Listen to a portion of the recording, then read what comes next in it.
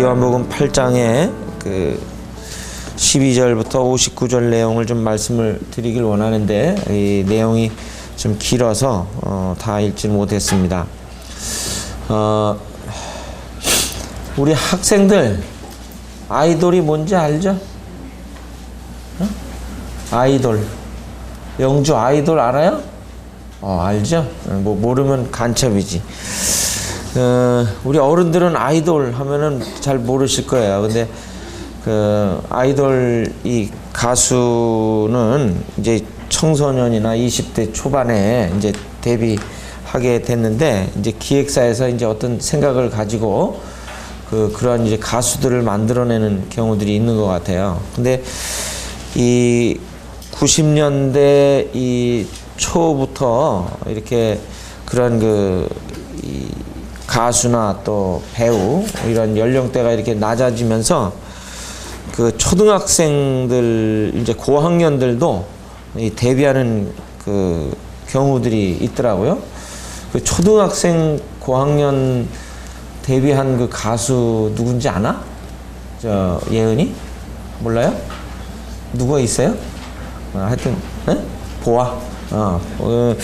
근데 저희 막내가 이제 전에 이제 몇 달 전에 학교 발표회가 있어서 가봤더니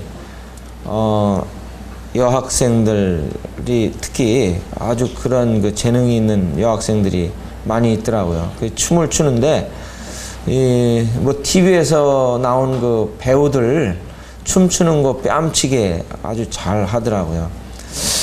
이제 그런 걸 보면서 이게 참 요새는 가수나 또 이런 탤런트들이 곳곳에 있구나 이런 생각을 하게 됐는데 영어에서 이제 이 아이돌은 뭐예요?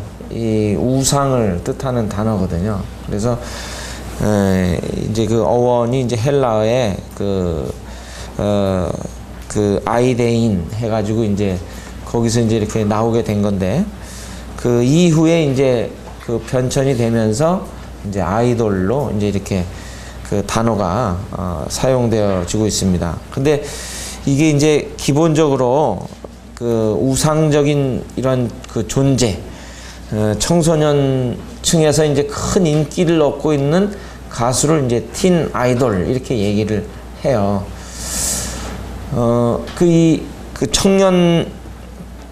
청소년 시기에는 이제 뭐라고 할까, 뭔가 자기만의 우상을 이제 갖는 시기라고 이제 얘기를 해요. 그래서 이 10대 청소년들이 이렇게 아이돌 가수에 심취하고 열광하는 이유가 뭘까 이렇게 생각을 해보는데 10대 이전에는 자기의 롤 모델, 자기가 이제 추구하는 어떤 이상형이 부모님이었어요.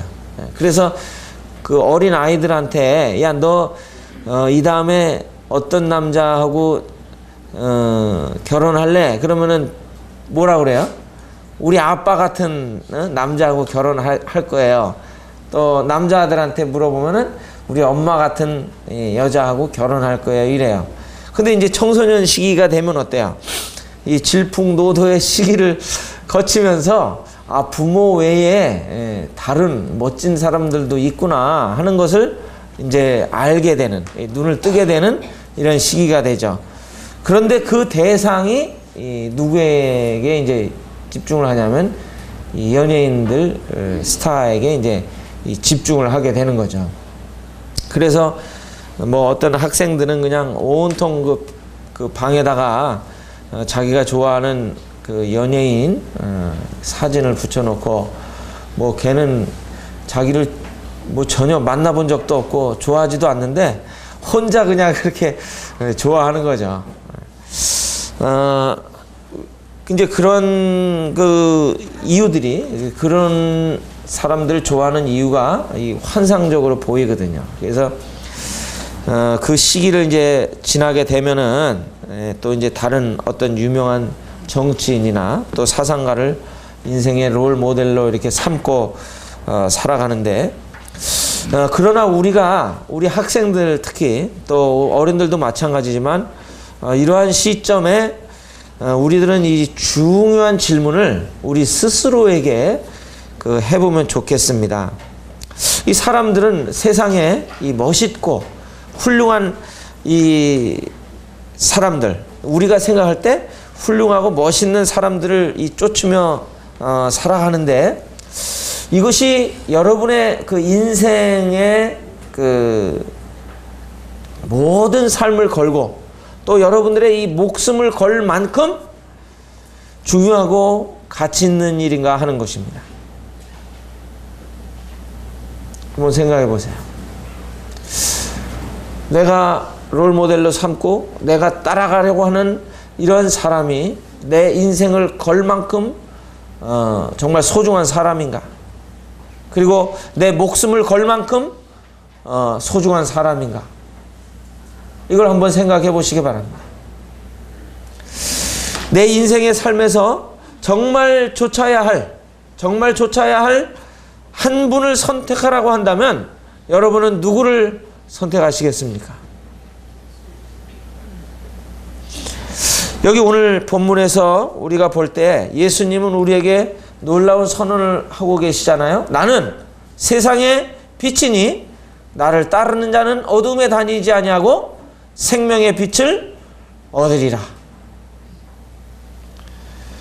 예수님을 따르는 자들이 얻을 행복을 제가 말씀을 드리기 전에 먼저 우리들이 알아야 할 사실을 좀 생각해 보기를 원합니다.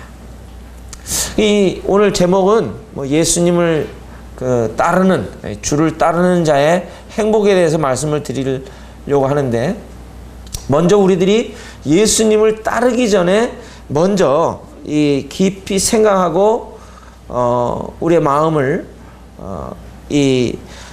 내가 정말 예수님을 따르기 위해서는 무엇이 필요하구나, 이러한 것들을 좀 생각해 보기를 원합니다. 주님께서는요, 여기 이 요한복음 8장에서 뿐만 아니라 이제 계속 9장, 11장, 12장에서 내가 세상의 빛이다는 말씀을 계속 반복해서 말씀하고 계십니다. 예수님이 세상의 빛이시라는 거예요. 근데 이것을 여기 8장에서만 말씀하신 게 아니라 9장에서도 11장에서도 12장에서도 계속 말씀하고 계세요. 예수님을 따르는 자들이 얻을 행복을 알기 전에 분명히 먼저 알아야 할 사실은 뭐냐면, 예수님이 이 땅에서의 사명의 가장 궁극적인 목적은 뭐냐면, 주님의 결정과 판단이 옳으시다고 하는 것을 우리에게 증명하시는 거였어요. 뭐라고요? 예수님이 옳다고 하시는 것을, 예수님이 옳은 분이시라고 하는 것을, 예수님이 하시는 그 말씀이 절대적 진리라고 하는 것을 우리에게 증명하는 것이었어요. 주님께서 옳으신 분이라고 하는 것을 입증하지 못하신다고 한다면 주님을 믿고 따르는 사람들이 얼마나 불행하겠어요. 그렇죠? 예. 오늘날도 많은 우리를 미혹하는 거짓 이단들이 많은 가운데 있습니다. 제가 이단의 이 목록 리스트를 보니까 메시아가 아주 십수명이에요. 또 승격돼 가지고 또 하나님이라고 하는 사람도 있어요. 근데 많은 사람들이 그런 사람들을 쫓아가는데, 우리가 예수님을 따른다고 할 때에 예수님의 말씀, 예수님의 사역, 이것이 예수님께서 옳다고 하는 사실을 입증하지 못하신다고 한다면 그 예수님을 따르는 것이 얼마나 무의미하고 우리 한 번밖에 없는 인생이 불행한 삶이 아니겠어요? 그렇죠? 그래서 예수님의 사명은 예수님이 옳다, 예수님의 판단이 맞다라고 하는 것을 우리에게 증명하시는, 이게 요한복음 8장 그 내용들이 바로 예수님이 어떤 분이시나, 세상의 빛으로 오셔서 바로 우리들에게 정말 그 어둠에 다니지 아니하게 하시고 생명의 빛을 얻게 하실 그러한 절대적 진리라고 하는 사실을 말씀하시고 있다는 거예요. 그러므로 예수님께서 여기 유대인들에게 이 두 가지를 강조하시는데 14절에 보시면은요, 예수님은 첫째, 자신은 이 증언할 자격이 있으시지만 바리새인들은 그렇지 못하다는 거예요. 또 두 번째로는 주님은 자신의 그 기원과 목적지를 알고 계시지만 그들은 알고 있다는 거예요? 모르고 있다는 거예요? 모르고 있다는 거예요. 예수님께서는 여기 자신에 대해 계속 하나님의 아들이심을 믿게 하시기 위해서 이 땅에 오셔서 뭘 하셨어요? 기사와 이적을 베푸시고 천상의 그 메시지를 이 땅의 언어로 바꾸셔서 말씀하신 것입니다.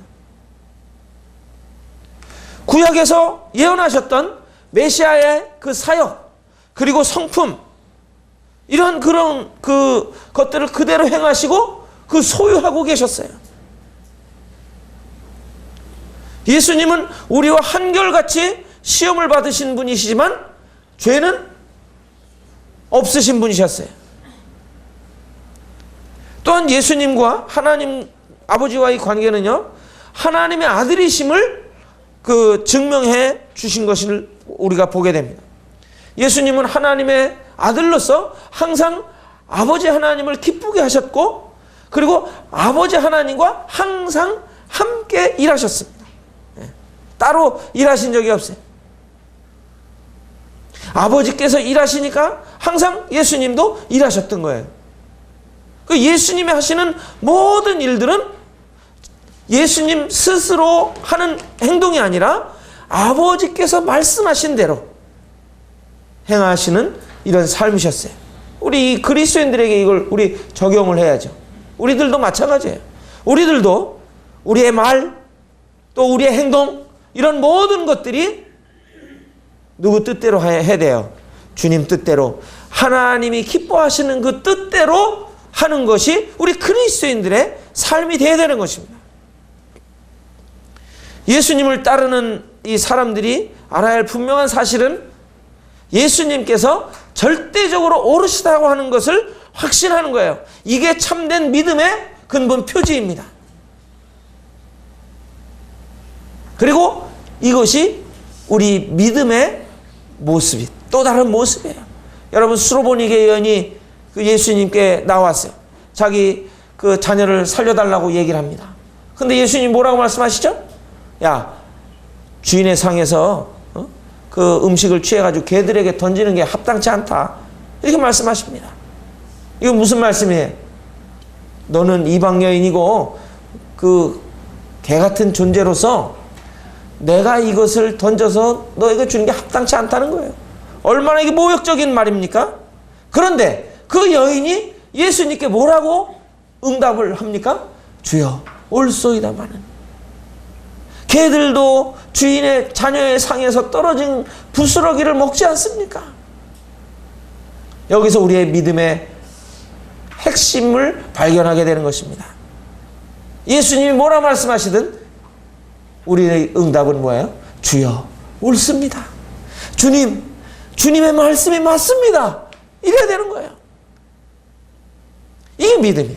우리들이 우리의 생각, 우리의 상식으로 참 이해가 안 될 때가 있어요. 주님을 따라가게 될 때. 그때도 어떻게 돼요? 주님, 맞습니다. 주님이 말씀하신 게 옳습니다. 이렇게 이야기하는 것이 참된 믿음의 사람들의 모습이에요. 우리는 어때요? 내가 맞으면 따라가고 내가 틀리면 안 따라가는 이런 삶 아닙니까? 우리가 이 사실을 알아야 할 이유가요, 우리는 치명적인 어둠의 뿌리에 우리의 인생의 그 출생 비밀이 있다고 하는 거예요. 예? 유대인들에게요, 예수님은 여러 가지 방식으로 하나님께 속하지 않음을 입증하시잖아요. 여기 23절을 보시면은 뭐라고 말씀하셔요? 23절 같이 한번 읽어보겠습니다. 시작. 예수께서 이르시되 너희는 아래에서 났고 나는 위에서 났으며 너희는 이 세상에 속하였고 나는 이 세상에 속하지 아니하였느니라. 여기 보면 신분이 달라요. 유대인들은 어디에서 났다고요? 아래에서 났다는 거예요. 우리들도 어디서 났어요? 우리도 아래에서 났어요. 근데 예수님은 어디서 나셨어요? 위에서 나셨어요. 우리들은 어디에 속해 있어요? 세상에 속해 있어요. 예수님은 어디에 속해 있어요? 위에 속하셔요. 네? 위에 속하셔요. 이것은 바로 그 다음에 보면 이 죄 가운데서 났기 때문에 바로 우리가 이와 같은 상태에 머무를 수밖에 없다고 하는 것입니다. 이것은 유대인들 뿐만 아니라 우리들도 이 동일선상에 지금 놓여 있다고 하는 사실이에요.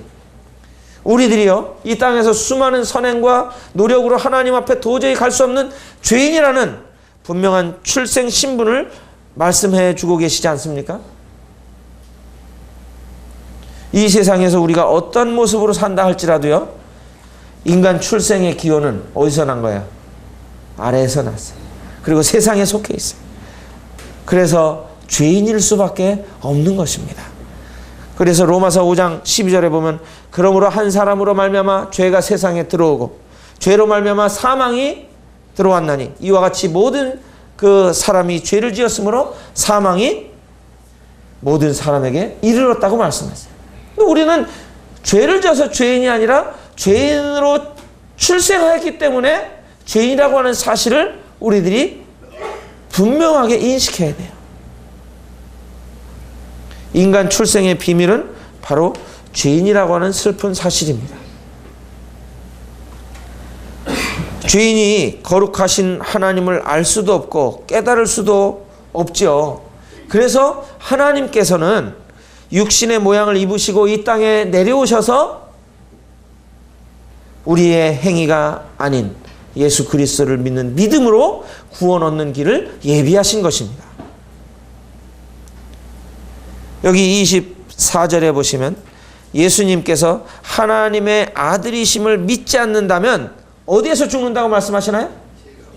죄 가운데서 죽는다고 말씀하십니다. 그래서 요한복음 3장에서 하나님의 아들 예수 그리스도께서 그를 예수님을 찾아온 니고데모에게 뭐라고 도전하세요? 뭐라고 말씀하세요?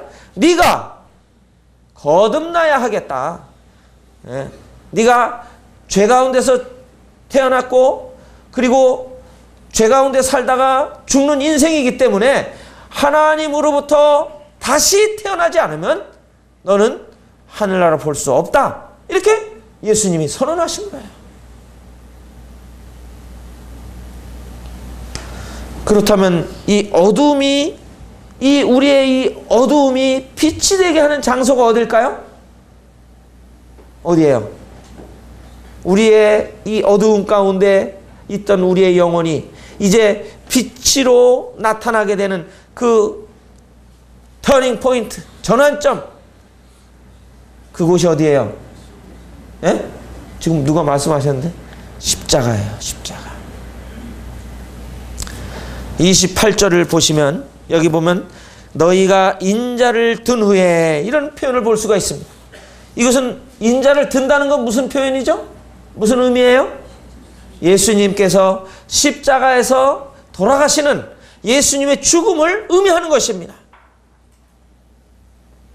세상에 속해 있고 죄 가운데 죽을 수밖에 없는 인생이 십자가 앞에 나올 때 참 빛으로 나오게 되는 것입니다. 자신의 죄를 깨닫고 모든 죄가 십자가에서 도말된 사실을 통해 참빛 되신 예수님을 진정으로 발견하게 되는 것입니다. 예수님은 스스로 여기 보시면 아무것도 하지 않으셨어요. 예수님 아버지께서 가르치신 대로 이런 것을 말하셨어요. 예수님께서 십자가에서 돌아가신 후에야 사람들은 이것이 사실임을 깨닫게 될 것이라고 예수님 말씀하셨는데, 과연 예수님이 십자가에서 돌아가신 후에 사람들이 발견하게 된 중요한 사실은 뭐예요? 예수님께서 자의로 사역을 하신다든지 말씀하신 게 아니라 아버지의 뜻을 온전히 이루셨다는 말씀이 참이라고 하는 사실을 깨닫게 된 것입니다. 예수님께서 말씀하신 행하신 모든 말씀과 모든 사역이 바로 우리를 구원하실 구원자로서 이미 하나님께서 예언하셨던 그 예언들을 정확하게 이루셨다고 하는 사실을 알게 된 것이었어요. 이게 참 놀라운 것입니다. 그 오늘날 많은 사람들은요, 그 자기 행위와 생활 방식이 옳다고 생각할 수 있어요. 여러분 그렇습니까? 안 그렇습니까? 여러분들은 여러분들의 생활 방식과 여러분들의 생각 이런 것이 옳다고 여겨지십니까? 그러나 십자가 앞에 나올 때는 이것을 바꿔야 된다고 하는 사실을 분명히 알게 되는 거예요. 십자가는 자기 죽음의 자리이며 또 자기 부인의 자리인 것입니다. 자기의 생각과 자기의 그 사상과 자기의 그 어떤 의지로는 십자가 앞에서 절대 빛을 발견할 수가 없는 것입니다. 어둠이 있으면서 참 빛에 거한다는 것은 있을 수 없는 일이에요. 이 말씀이 여러분들 생각할 때 어렵습니까? 어렵습니까? 안 어렵습니까? 모든 것을 내려놓지 않고서는요, 참 빛을 받아들일 수가 있어요, 없어요? 없는 것입니다. 여러분들의 것들을 내려놓지 않고서는 그 참 빛을 여러분 마음 가운데 받아들일 수가 없는 것입니다. 그러므로 우리는 이런 질문을 할 수가 있을 것입니다.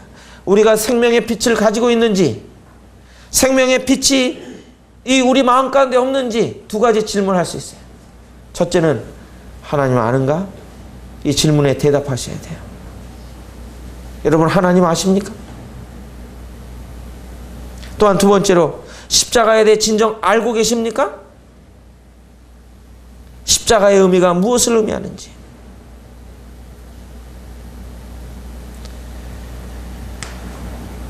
두 번째로 예수님을 따르는 자는요, 결코 어둠에 다니지 않는다고 이제 약속하셨어요. 나는 세상의 빛이니 나를 따르는 자는 어둠에 다닌다? 안 다닌다? 안 다닌다. 그러면은 어둠에 다니지 않는다는 의미가 뭔지를 우리가 생각해 봐야 되잖아요. 어둠에 다니지 않는다는 의미는 첫째로 예수님께서 가르치시는 데에 대한 우리의 응답은 우리를 어둠에서 벗어나서 참 뭘로 만들어요? 제자로 만드는 것입니다. 참 제자로. 여러분 제자는 누구 말을 듣습니까? 선생님 말을 듣죠. 선생님 말에 100% 수긍하는 거예요. 그렇기 때문에 따라다니는 거죠. 예. 옛날에 공자님이 많은 제자들을 데리고 이 나라 저 나라 다녔잖아요. 근데 그 제자가 그 스승의 말에 그 동의를 하지 못하고 수긍하지 못하면 따라다니겠어요? 고생이 막심한데 따라다닐 수 없다. 우리들이 주님의 가르침에 대한 우리의 응답은 바로 우리들이 그리스도 안에서 이제 어두움에서 벗어나서 참 제자가 되게 하시는 이러한 것을 경험하게 되는 거예요. 어둠에 다니지 않는다는 그 의미가 그거예요. 여기 31절, 32절을 보시면 우리가 아까 읽었습니다만 너희가 내 말에 거하면 참으로 내 제자가 되고 진리를 알지니 진리가 너희를 어떻게 한다? 자유케 한다 그러셨어요. 자유케 한다. 우리가 주님의 제자로서의 삶을 살려고 한다면요, 바로 그 주님의 가르침에 올바른 반응을 보여야 되는 거예요. 여러분 예수님의 제자이십니까? 오래전에 그런 책이 제목이 나왔어요. 제자입니까? 이 책이 나왔어요. 읽어보신 분 계신지 모르겠습니다만 여러분 예수님의 제자이십니까? 예수님의 제자는 예수님의 가르침에 올바른 반응을 보여야 되는 거예요. 올바른 지식은 우리를 주님의 참 제자로서의 삶을 살게 만드는 것입니다. 한 가지 예를 제가 들어보겠습니다. 우리가 죄에 대한 인식을 우리들이 한번 생각해 보세요. 여러분들 마음 가운데 어떤 정죄의식에 사로잡힌 분 계시지 않습니까?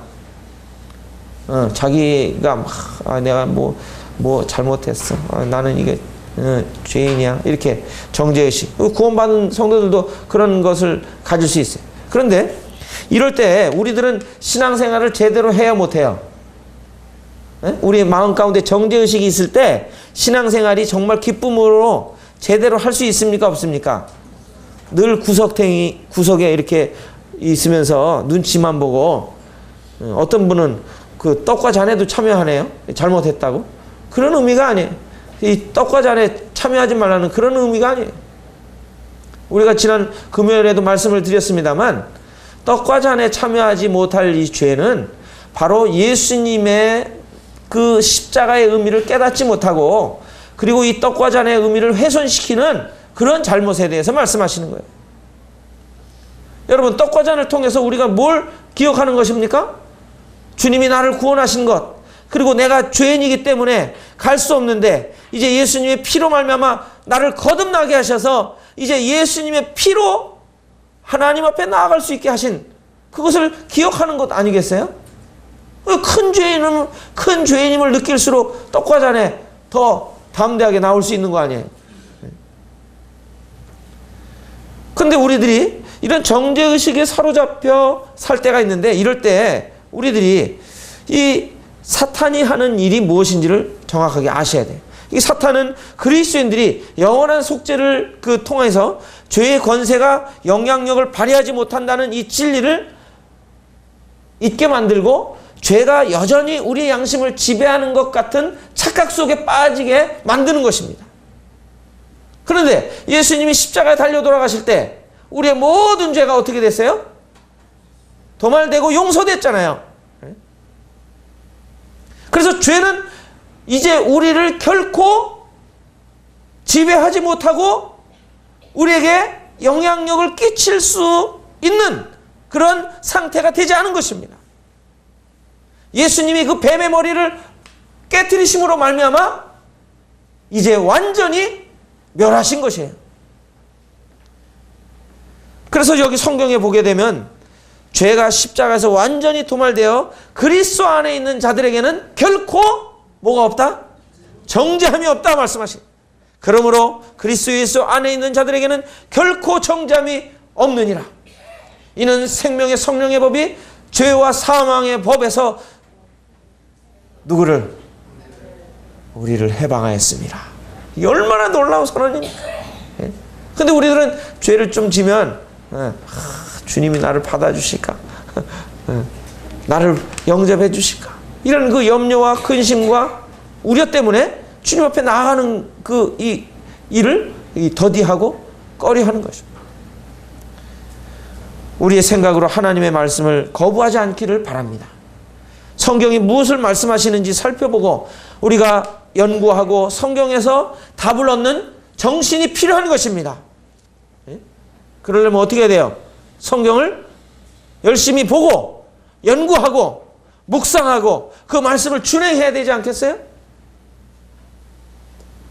또한 두 번째로 하나님의 아들에 대한 우리의 반응은 우리를 해방시켜서 우리로 하여금 아들이 되게 하십니다. 예, 여기 33절로 38절에 보면 그 36절을 보세요. 36절 한번 같이 읽어보실까요?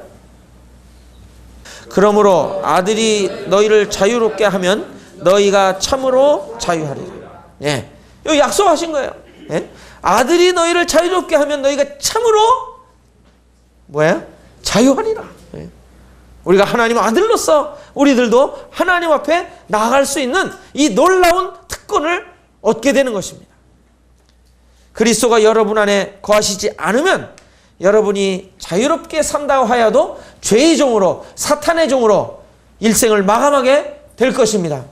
그러나 그리스도께서 여러분을 자유롭게 하셨으면 종으로 평생 살아도 그 사람은 뭐예요? 자유인이에요.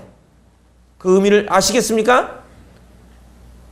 예수님을 만난 사람은 참된 자유인이 된다고 말씀하십니다. 예수님께서 여러분을 자유롭게 하신 적이 있습니까? 예수님은 죄와 사망의 사슬에 묶여있던 여러분들을 이제 십자가에서 돌아가심으로 말미암아 여러분을 해방시켜 주셨습니다. 죄 사함의 경험이 있는 사람들이 참 자유인인 것입니다. 오늘날 보면요, 예수님 믿었대요. 믿어서 구원받았대. 그리고 침례도 받아요. 그런데 어떤 분들을 보면 이 죄에 대한 용서함, 이것에 대한 그 확신이 없는 분들이 있어요. 단순한 지식적인 동의로만 예수님 믿은 거죠. 그러니까 이 뭔가 이렇게 마음에 기쁨이 없고 참 자유의 그 만끽을 누리지 못하는 이런 분들이 있어요. 여러분, 이 가운데는 없게 되시길 바랍니다.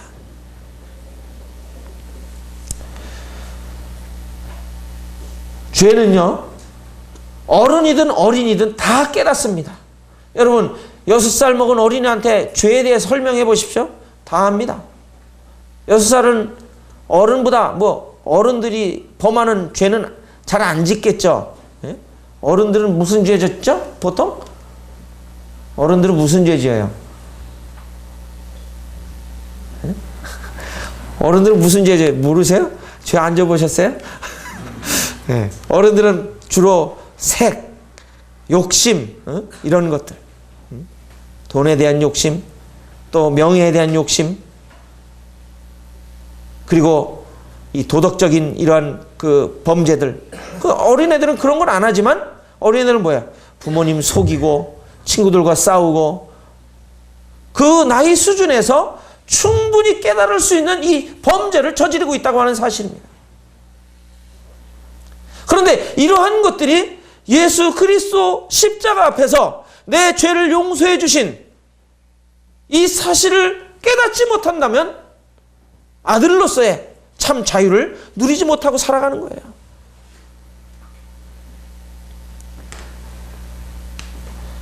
또한 세 번째로 참빛에 거하는 사람들은요, 빛에 거한 사람들의 그 빛에 거한 자들의 행동을 하는 것입니다. 여러분, 식구끼리 닮죠? 그래요, 안 그래요? 예, 제가 다른 모임에 이렇게 가보면요, 이제 제가 알고 있는 오래된 성도님들을 만나볼 수 있어요. 예, 제가 청년 때 이렇게 교제하고 사귀며 친하던 성도님들이 이제 모임이 달라서 오랫동안 만나지 못하는데 그 자녀를 이제 소개받지 않았는데 자녀를 볼 때, 야, 너 아버지 누구냐? 물어보면 딱 그분을 얘기를 해요. 닮았어요. 예. 아들은 아버지를 닮기 마련이에요. 딸은 어머니를 닮기 마련이에요. 그렇다면 참빛에 거하는 사람들은 누구를 닮기 마련이에요? 세상의 빛이신 예수님을 닮기 마련입니다. 여기 보면 그 아브라함의 자손이면 아브라함의 행한 일을 하는 것이 자연스러운 것입니다.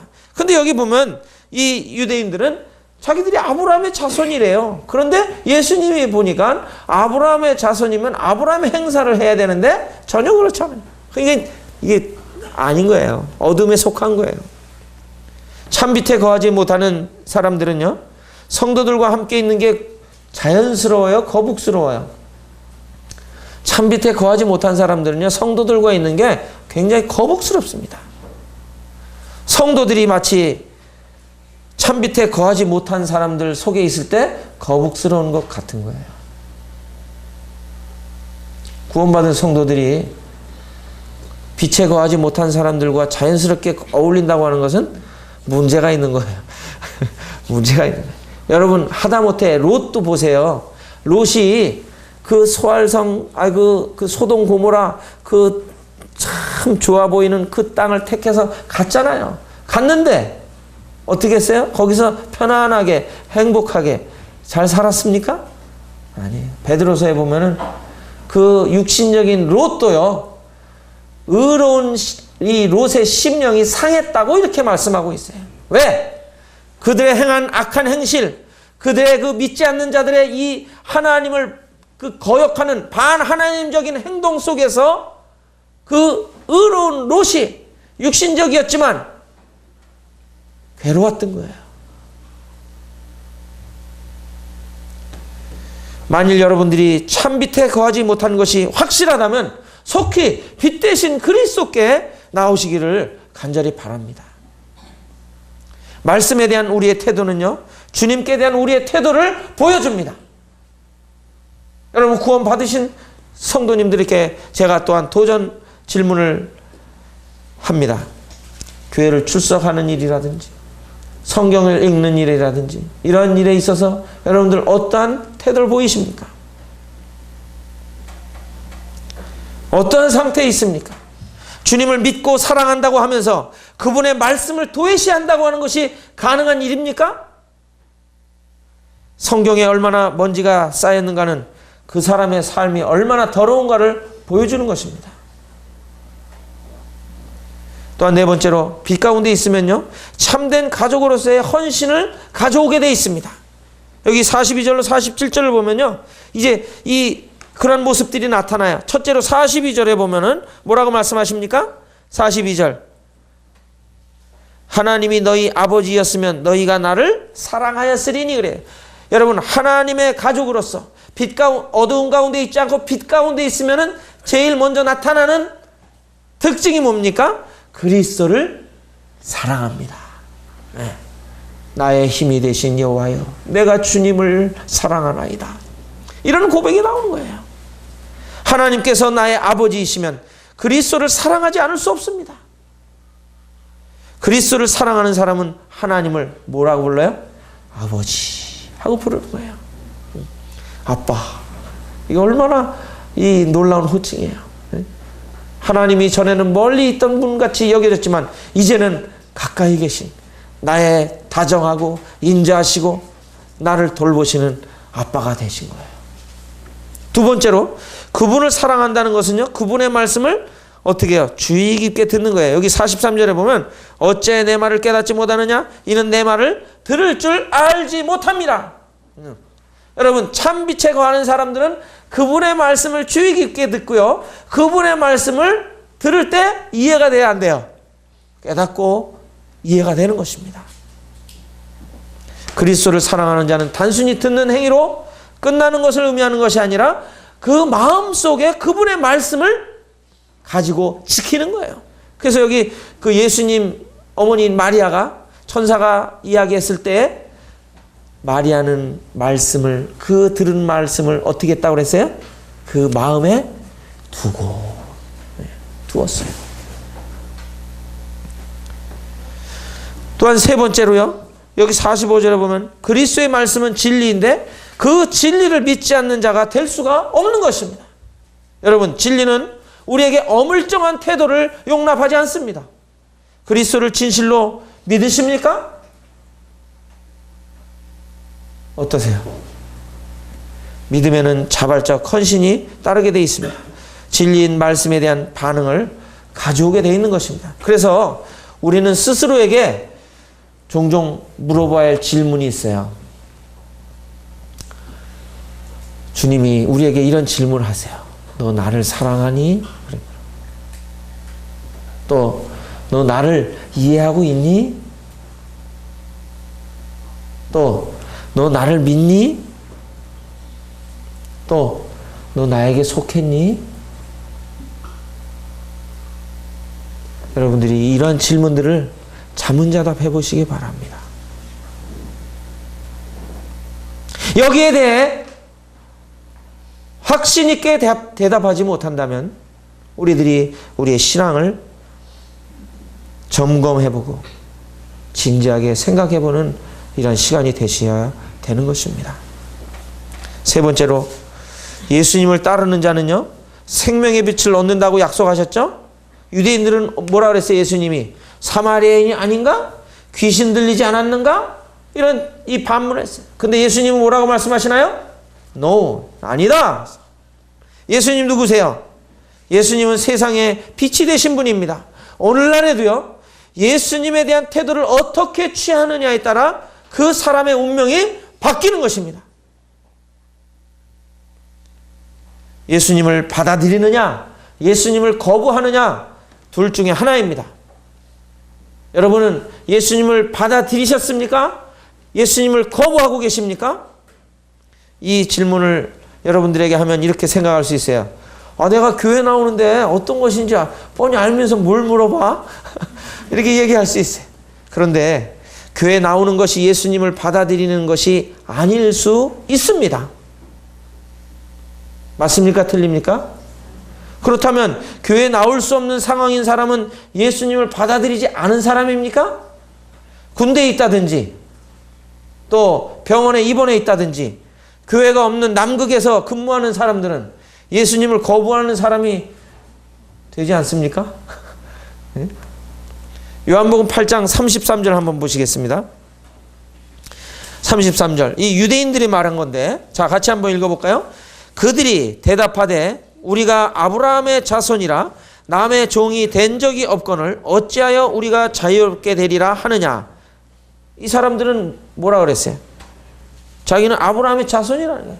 자기들은 자유롭다고 생각했던 거예요. 그 다음에 41절도 한번 보세요. 41절 보면 대답하되 우리가 음란한 데서 나지 아니하였고 아버지는 한 분뿐이시니 곧 하나님이시로다. 자기들 하나님이라는 거예요. 네. 그들은 아브라함의 자손이라고 믿고 있었고 자유롭다고 믿고 있었던 사람들 아닙니까? 여기 지금 이 말씀 보면, 그러나 예수님은 그들이 뭐라고 말씀하세요? 아브라함의 자손이 아니고 어둠에 있고 참 자유가 그들의 영혼에 없다고 말씀하시고 있잖아요. 누가 맞습니까? 누가 맞죠? 아니, 대답해 보세요. 누가 맞는 거예요? 누가 옳습니까? 아까 제가 처음에 말씀드렸죠. 정말 참된 믿음은 예수님이 옳다고 하는 것을 인정하는 거예요. 근데 이 사람들이 인정하지 않았어요. 그러니까 이 사람들이 예수님을 믿지 않는 거예요, 솔직히. 오늘날에도요, 자기 생각대로 예수님 믿는 분들이 있습니다. 교회에 나오니까 예수님을 믿은 것입니까? 예수님을 믿어서 교회에 나오는 것입니까? 중요한 것이 예수님을 먼저 믿는 것입니다. 예수님을 따르는 것이 중요합니다. 예수님을 따르면, 즉 예수님의 말씀을 지키면 사망을 보지 않고 영생의 빛에 들어간다고 예수님이 약속하셨습니다. 여기 58절에 보시면 58절, 진실로 너희에게 이르노니 아브라함이 나기 전부터 내가 있느니라. 내가 있느니라가 뭐예요? 아까 지난번에도 말씀드렸지만 I am, 나는 나다, 이런 이 단어입니다. 이것은 바로 우리 인생의 원천이 되시고 그분이 우리 안내자가 되시고 그분이 우리 삶의 목표가 되시는 것을 말씀해 주시는 것입니다. 우리는 몸이 죽을지라도요, 영원히 사는 것이 분명합니다. 인생이 죽으면 끝이라고 생각하는 많은 사람들이 있지만요, 성경은 한 번 죽는 것을 정한 이치이지만 그 후에는 하나님의 심판이 있을 것을 말씀하시지 않습니까? 우리 히브리서 9장 27절 한번 보겠습니다. 히브리서 9장 27절.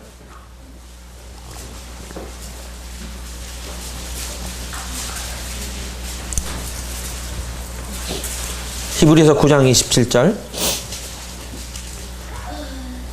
같이 한번 읽어보실까요? 시작. 그 후에는 심판이 있으리니. 네, 여기 보시면 성경에 분명히 말씀하고 계세요. 한 번 죽는 것은 사람에게 정하신 것이요 그 후에는 심판이 있으리니. 우리들이 하나님 앞에 나아가 심판을 받고 영생과 영벌에 처하게 될 것을 성경은 명백하게 말씀하고 계신 것입니다. 하나님에게는 시간과 공간을 초월하시는 영원함이 있습니다. 우리도 영원한 세계를 육체의 죽음 후에 맞이하게 된다고 하는 사실이 두렵지 않습니까? 여러분, 죽음이 두려워요, 안 두려워요? 안 죽어봤으니까 모르겠죠. 그러나 성도들도요, 죽음 앞에서 서 있게 되면 그냥 뭐 장난치듯이 그렇게 우습게 생각이 들지 않는 것입니다. 주님께 간 성도들의 이 죽음을 이렇게 제가 지켜볼 때 죽음은 결코 웃을 일이 아니에요. 그러나 그리스도인들에게 있어서 복된 소망이 무엇입니까? 영원한 생명이 있다는 것이고 영광스러운 주님의 형체로 변화된다는 것이에요. 이러한 사실을 우리들이 믿는 자들로서 이제 심판의 두려움이 아닌 바로 영원한 생명을 붙들고 계신 그 하나님 앞에 서는 그 경외심, 이것을 우리들이 갖는 것입니다. 그래서 사도 바울은 이처럼 부활의 영광에 대해서 고린도전서 15장 51절 52절에 이렇게 외치고 있습니다. 보라, 내가 너희에게 비밀을 말하노니 우리가 다 잠잘 것이 아니요, 우리가 다 잠잘 것이 아니라는 거예요. 마지막 나팔에 순식간에 호련히 다 변화하리니. 나팔 소리가 나며 죽은 자들이 어떻게 해요? 예? 썩지 아니할 것으로 다시 살아나고 우리도 변화되리라. 변화되리라. 또 데살로니가전서 4장 16절 17절에도 보면 주께서 호령과 천사장의 소리와 하나님의 나팔로 친히 하늘로 쫓아 강림하시리니 그리스도 안에서 죽은 자들이 먼저 일어나고 그 후에 살아남아 있는 자들도 그들과 함께 구름 속으로 끌어올려 공중에서 주를 영접하게 하시리니 그러므로 우리가 어떻게 해요? 항상 주와 함께 있으리라. 우리 주님과 같은 몸으로 변화될 것을 말씀하세요. 이 놀라운 영적 축복은 우리 인생에 절대적 영향을 미치게 됩니다. 마치 계시록에 물리적 빛이 필요 없는 이유는 어린 양이신 그리스도께서 빛이 되셔서 그렇기 때문에 그런 것 같이 우리 영혼의 햇빛이 비칠 때 우리의 삶에 대대적인 변화와 기쁨이 차고 넘치게 되는 것입니다. 예수님을 따르면 어둠에 다니지 아니하고 생명의 빛을 얻는다고 말씀하셨습니다. 세상의 빛이 되신 예수님을 따르는데 주저하지 마십시오. 예수님을 따르는 자들에게 이런 놀라운 축복이 있을 것입니다.